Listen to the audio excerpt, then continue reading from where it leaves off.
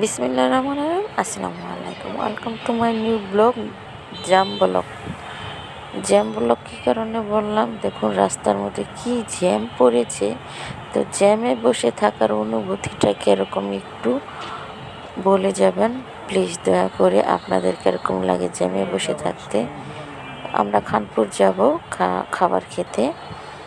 তো চাষারা পপুলারের সামনে থেকে জ্যামে পড়েছি। খানপুর যেতে আমাদের প্রায় 1.5 ঘন্টা প্লাস সময় লেগেছে।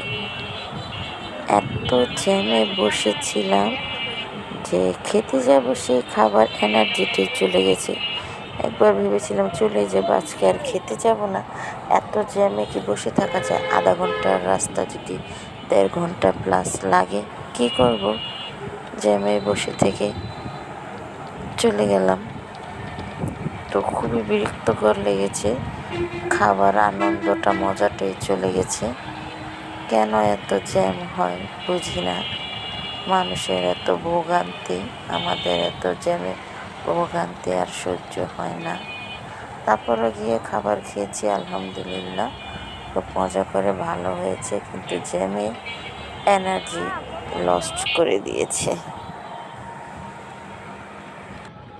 তো খানপুর আমরা যখনই খাবার খেতে যাই, বার্গার প্লাস স্টলে গিয়ে বসি, কারণ ওটার খাবারগুলো এত সুস্বাদু, এত মজা। Meat box, nachos, cold coffee, অনেক মজা। বার্গার আমরা যা যা খেয়েছি ওই দোকানে গিয়ে সবসময় ওখানেই যাই।